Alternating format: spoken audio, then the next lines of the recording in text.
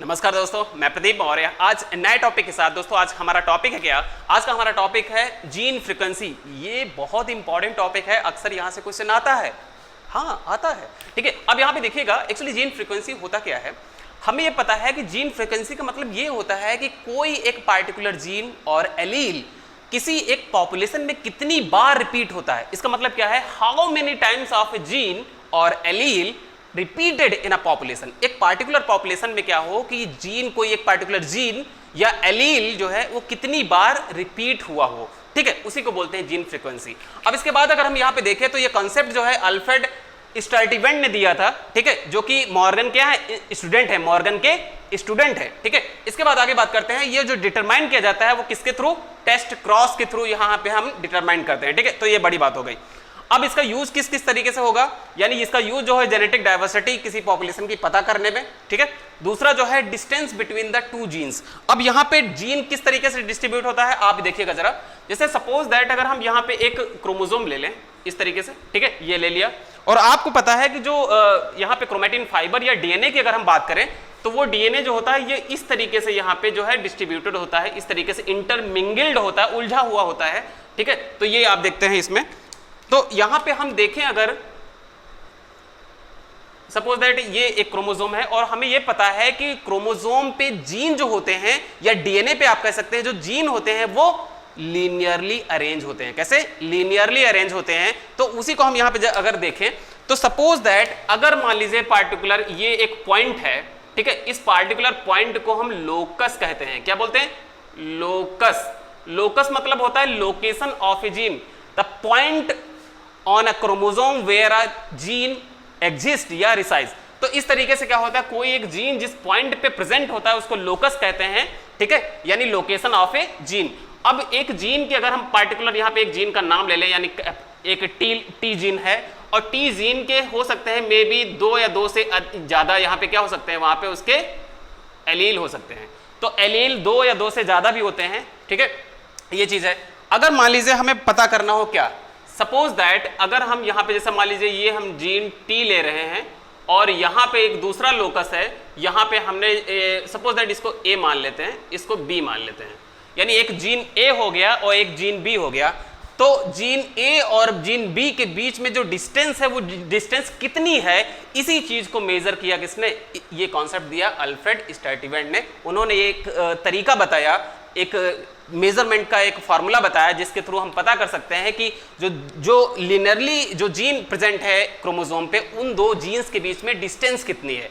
और डिस्टेंस जब पता चल जाएगी तो हमें ये पता चलेगा कि वो जीन जो है बहुत पास पास यानी लिंक्ड जीन है, या वहां पे पॉसिबिलिटी क्रॉसिंग ओवर की कितनी ज्यादा है या कितनी कम है। ये सारी चीजें हम पता कर सकते हैं। ठीक है, अब इसमें से देखेंगे यहाँ पे, तो ये हमने आपको बताया, ये काफी इंपॉर्टेंट है यहाँ पे। अब इसके बाद एक फार्मूला है इसको कैलकुलेट करने का, वो फार्मूला देखिएगा, जीन फ्रीक्वेंसी और जेनेटिक मैप और परसेंट ऑफ रिकॉम्बिनेंट। यानी आप चाहे इस नाम से हो चाहे इस नाम से, या मतलब एक ही है, यानी जीन फ्रीक्वेंसी या जेनेटिक मैप या percent of recombinant is equal to number of recombinant offspring upon total number offspring, या प्रोजनी आप कह सकते हैं, या इंडिविजुअल आप कह सकते हैं। ठीक है, इंटू 100, यानी परसेंट में हम निकालेंगे यहाँ पे। अब कंफ्यूजन ये होती है रिकॉम्बिनेंट होता क्या है ना? तो देखिएगा यहाँ पे मैंने लिख दिया है रिकॉम्बिनेंट, या उसे आप नॉन पेरेंटल बोलेंगे, यानी अगर एक मेल पेरेंट और फीमेल पेरेंट का अगर क्रॉस कराते हैं, वो अगर 3 वहां पे अगर F1 F2 में अगर हम देखें वहां पे 3 टाइप के हमें यहाँ पे प्रोजनी मिलेंगी। कुछ जो होंगी वो अपने पेरेंट जैसे मैच करेंगी और कुछ एकदम डिफरेंट होंगी। तो यहाँ पे अगर हम देखें तो ये अगर हम यहाँ पे एक पार्टिकुलर ले लेते हैं, हम मोनोहाइब्रिड क्रॉस अगर मेंडल का रिपीट करें यहाँ पे, तो होता है ये रिकॉम्बिनेंट या नॉन पेरेंटल जिसको कहते हैं। RN से आप याद रखेंगे, एक फॉर्मूला बना लेंगे, क्या? RN। RN मतलब R ये हो गया और N ये हो गया, ऐसे आप कंफ्यूज कभी नहीं होंगे। तो इसका मतलब ये जैसे आप देखते हैं कैपिटल टी स्मॉल टी, ये किसी भी पेरेंट से मैच नहीं करेगा, तो ये रिकॉम्बिनेंट हो गया और नॉन पेरेंटल हो गया। इसको जब देखते हैं नॉन रिकॉम्बिनेंट या पेरेंटल, तो ये जैसे आपने देखा था कैपिटल टी स्मॉल टी ये तरीके।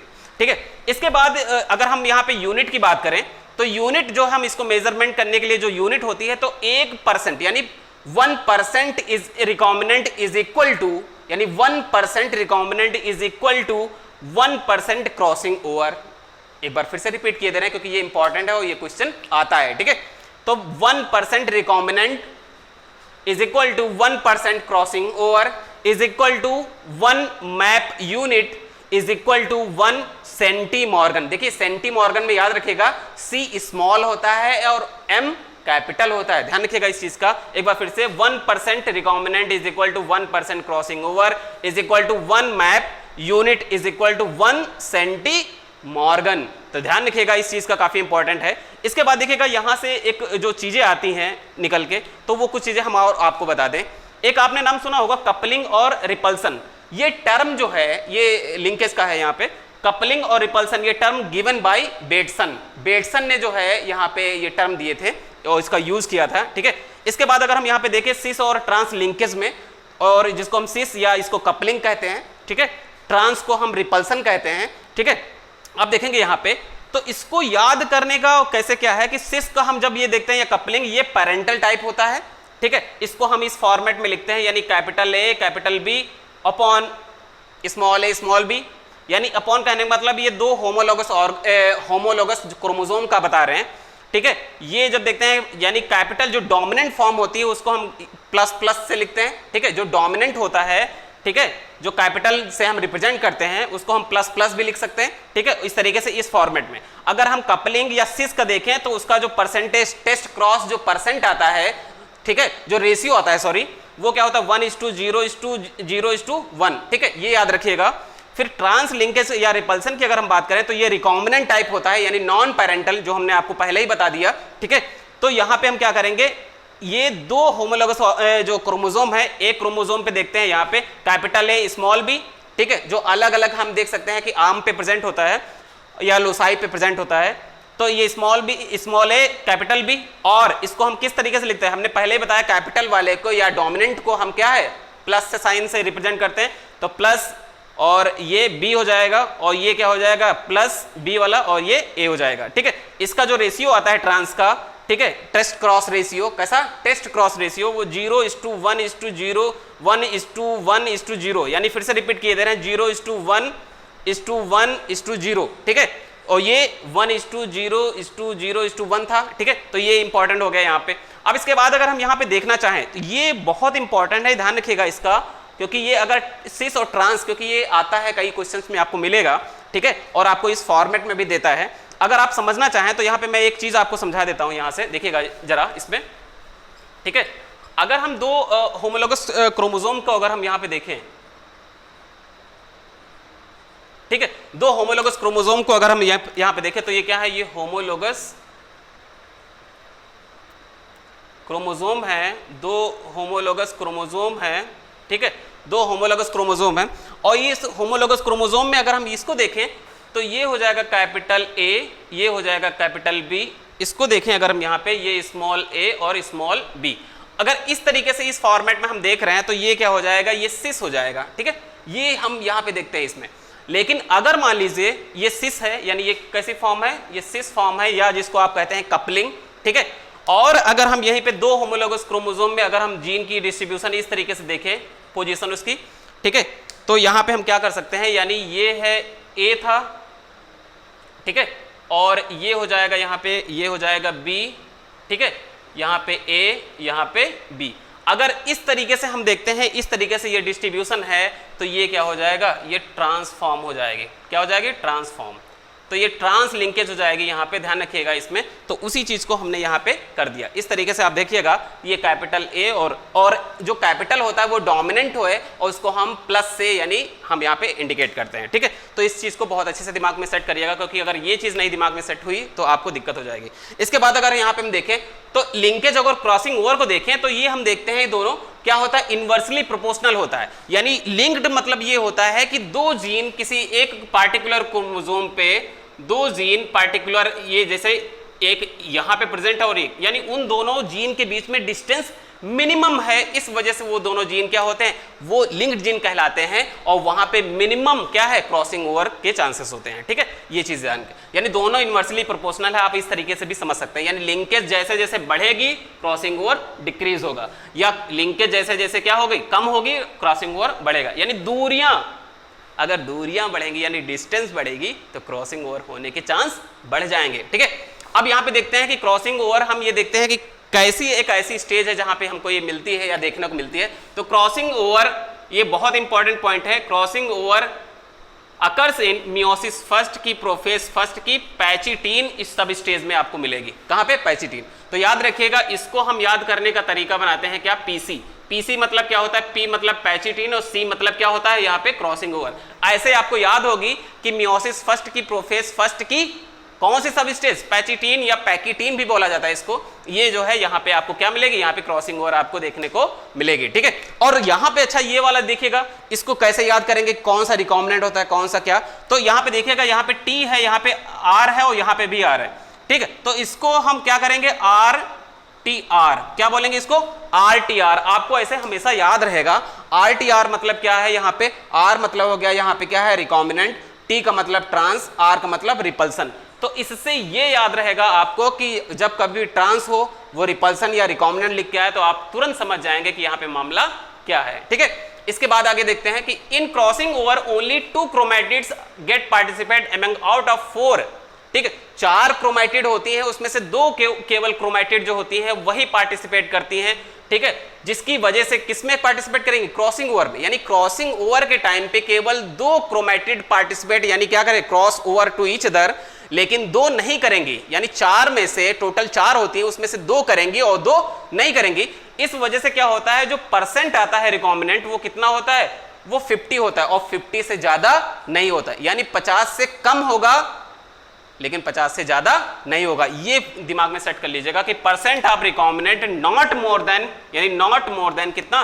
50%। ये बहुत इंपॉर्टेंट चीज है, ध्यान रखिएगा। ये वाला पॉइंट भी बहुत इंपॉर्टेंट, ये सब बहुत इंपॉर्टेंट था इसलिए हम आपको बता रहे हैं। अब इसके बाद एक और चीज देखते हैं, फैक्टर्स अफेक्टिंग क्रॉसिंग ओवर। अब कौन कौन से फैक्टर्स जो होते हैं जो क्रॉसिंग ओवर को अफेक्ट करते हैं, तो उसमें से हम देखते हैं डिस्टेंस अगर ज्यादा होगी तो क्रॉसिंग ओवर बढ़ेगी, ठीक है। अगर टेम्परेचर बढ़ेगा तो क्रॉसिंग ओवर बढ़ेगी, ठीक है। अगर एक्सरे का अगर हम फॉल ज्यादा करेंगे, ठीक है, तो क्रॉसिंग ओवर ज्यादा होगी। अगर एज बढ़ेगी तब भी तो क्रॉसिंग ओवर क्या हो जाएगी? तो डिक्रीज कर जाएगी। तो ये काफी इंपॉर्टेंट है, यहाँ पे याद रखिएगा क्योंकि एग्जाम में आता है, ठीक है। इसके बाद अगर हम यहाँ पे 2 एग्जाम्पल को हम यहाँ पे समझा रहे हैं, एक एग्जाम्पल के थ्रू हम यहाँ पे समझ रहे हैं जो क्वेश्चन आते हैं, जैसे कि आपको देता है कि फ्रीक्वेंसी बिटवीन, अगर एक क्वेश्चन ऐसा आता है कि frequency between the A and B is equal to कितना है? 4%, ऐसा दिया हुआ है। या frequency between the gene B and C इतना दिया हुआ है 7%। अब हमको पता है कि परसेंट का मतलब अभी हमने समझा था कि 1% रिकॉम्बिनेंट का मतलब 1% क्रॉसिंग ओवर या 1 मैप यूनिट या 1 सेंटीमॉर्गन, ये मतलब होता है। तो इसको हम यहाँ पे समझ सकते हैं, यानी 4% इज इक्वल टू कितना? 4 सेंटीमॉर्गन या 4 मैप यूनिट, ठीक है। इसके बाद अगर हम यहाँ पे देखना चाहें तो 7% को हम 7 सेंटीमॉर्गन भी कह सकते हैं, और क्या है? 7 मैप यूनिट। तो इसको हम यहाँ पे पहले ही समझ लेते हैं कि आखिर वो कहना क्या चाहता है और उसका मतलब क्या है, ठीक है। इसके बाद फिर देखते हैं कि यहाँ पे हमसे क्वेश्चन आता है कि तो जीन का सीक्वेंस क्या होगा क्रोमोसोम पे। यानी क्रोमोसोम पे आपको ये दिया रहेगा और आपसे सीक्वेंस पूछेगा कि जो अरेंजमेंट है, जो लीनियर सीक्वेंस है या अरेंजमेंट है जीन का, वो क्या होगा। तो यहाँ पे अगर इस फॉर्मेट में क्वेश्चन आता है तो यहाँ पे 2 पॉसिबिलिटी है, केस 1 और केस 2। केस 1 में जब हम यहाँ पे देखते हैं कि या फिर ABC हो सकता है या फिर BAC हो सकता है। ऐसा क्यों, कैसे हो सकता है वो जरा देखेंगे। तो अगर हम यहाँ पे देखते हैं if gene B present between the A and C, यानी gene B is present in between the gene A and C, तब हम यहाँ पे देखते हैं कि A और यहाँ पे B का जो डिस्टेंस है वो कितनी है? 4 सेंटीमॉर्गन हमने यहाँ पे देखा था, और B और C का जो यहाँ पे है वो कितना है? 7 सेंटीमॉर्गन। तो 4 और 7 इस तरीके से देखते हैं, यानी ओवरऑल कितना होगा? 11 सेंटीमॉर्गन। यानी जो सीक्वेंस होगा जीन का, इट मे बी यानी A, B एंड C, यानी पहला ये पॉसिबिलिटी है। दूसरा देखते हैं यहाँ पे BAC का मतलब क्या है? If gene A present between the B and C gene, अगर जीन A किसके किसके बीच में प्रेजेंट है? B एंड C के बीच में, तो देखेंगे यहाँ पे, यानी हमें ये पता है कि यहाँ पे B और A की डिस्टेंस कितनी है? B और A की हम यहाँ पे देखें, अगर हम B और A की, तो वो कितना है? 4 सेंटीमीटर, ठीक है। AB या BA आप कह लीजिए, तो कितना है? 4 सेंटीमीटर। फिर इसके बाद ये हम देखते हैं कि B और C का अगर हम यहाँ पे देखें, B और C का कितना है? 7। तो अगर मान लीजिए हम B और C यहां पे अगर हम 20 में ले लेते हैं तो उल्टा हो जाएगा, क्योंकि एक हम यहां पे उसका बता ही चुके तरीका। तो यहां पे B और C को अगर हम इस तरीके से लिख ले, ठीक है, तो 7 सेंटीमीटर कर देंगे तो हमें A और C के बीच की डिस्टेंस पता चल जाएगी, वो कितनी है, वो 3 सेंटीमॉर्गन है। तो आप इस तरीके से भी यहां पे ये निकाल सकते हैं, यानी यहां पे दो पॉसिबिलिटी थी, ठीक है, केस 1 और केस 2, वो हमने बताया। एक दूसरा क्वेश्चन आता है दूसरे तरीके से, वो जरा देखेंगे वो कैसा आता है। एग्जाम्पल 2 में मैंने यहां पे लिया है। एग्जाम्पल 2 में आप देखेंगे यहां पे an organism which is homozygous for A and B gene. एक बार मैं फिर से रिपीट किए दे रहा हूं, an organism which is homozygous for A and B gene crossed with pure wild type. Pure wild का मतलब होता है जो ओरिजिनल होता है उसको प्योर वाइल्ड, वाइल्ड मतलब क्या, ओरिजिनल, ठीक है, ध्यान रखिएगा। और यहाँ पे प्लस प्लस लिखा है, यानी ये क्या है, प्लस प्लस का मतलब क्या है, डोमिनेंट। और डोमिनेंट का मतलब आप समझ गए होंगे, जैसे ही आप ये देख सकते हैं तुरंत आपके समझ में आ गया होगा, यानी ये मामला है। और ये मामला कहने का मतलब सिस हो गया। आप तुरंत मतलब सिस है कि ट्रांस है, आप क्वेश्चन में भी डायरेक्टली आप पता कर सकते हैं। यानी यहाँ पे क्या है, प्लस प्लस, यानी यहाँ पे दिया हुआ है और प्लस प्लस यहां पे है, इसका मतलब ये सिस में ऐसा होता है। तो आप तुरंत देख के ही बता सकते हैं वो क्या है, सिस है या ट्रांस है, ठीक है। Result of test cross R follows. अब यहां पे रिजल्ट क्या होगा वही आपको बताना है, ठीक है, वही डिटरमाइन करना होता है, क्योंकि वही अक्सर एग्जाम में आता है। अब यहां पे अगर हम देखें तो हमें ये दिया होगा, ये कुछ ना कुछ दिया होगा यहां पे, जैसे plus plus upon A B इस तरीके से दिया है 956, ए बी दिया है 944, plus B upon A B ये दिया हुआ है 293, और प्लस ए और ए बी जो दिया है 307 दिया है। अगर हम यहाँ पे देखना चाहें तो ये आप देख सकते हैं कि ये दोनों जो हैं, ठीक है, ये दोनों आप देख सकते हैं इस फॉर्मेट में है। इसका मतलब ये क्या होगा, ये पैरेंटल हो गए। पैरेंटल का मतलब ये क्या हो जाएगा, ये नॉन रिकॉम्बिनेंट है। ये क्या है, नॉन रिकॉम्बिनेंट। पैरेंटल मतलब नॉन रिकॉम्बिनेंट, वो हमने आपको यहाँ पे शुरू में ही बता दिया था, ठीक है। तो ये हो जाएगा। तो टोटल अगर दोनों को देखें तो ये कितना हो जाएगा, 900। कितना हो जाएगा, 1900 हो जाएगा, सॉरी, ठीक है। इसके बाद जब अगर इसको हम देखें यहाँ पे तो ये रिकॉम्बिनेंट हो जाएंगे, यानी नॉन पेरेंटल हो जाएंगे, या किसी भी पेरेंट से मैच नहीं करेंगे। तो आप तुरंत समझ जाएंगे, जैसे ही आप ये देखेंगे आपको समझ में आ जाएगा। आप देखिएगा इस फॉर्मेट में दिया हुआ है, इस फॉर्मेट में दिया हुआ है ना, ये जाहिर सी बात है आप समझ गए रिकॉम्बिनेंट। तो ये फॉर्मूला याद रहेगा RTR, इससे आपको ये हमेशा याद रहेगा कि आखिर वो है क्या। तो ये रिकॉम्बिनेंट हो गया या नॉन पेरेंटल हो गया, ठीक है। ये जो यहाँ पे आप देखेंगे तो ये कितना टोटल अगर दोनों को जोड़े तो कितना आएगा, 600, ठीक है। अब यहाँ पे हमें जो क्वेश्चन पूछ रहा है तो दो चीजें यहाँ पे पूछ रहा है। एक पूछ रहा परसेंट ऑफ रिकॉम्बिनेंट क्या होगा, और distance between A and B gene की है क्या। तो उसको हमने देखा कि यहाँ पे हमने जो ये फॉर्मूला लिया था यहाँ पे, उसी फॉर्मूले में हमको यहाँ पे ये हम पुट कर देंगे। अब यहाँ पे देखेंगे क्या होगा। यहाँ पे अगर हम यहाँ पे देखें तो उसमें देखेंगे परसेंट ऑफ रिकॉम्बिनेंट, यहाँ पे देखेंगे तो कितना है 600/2500।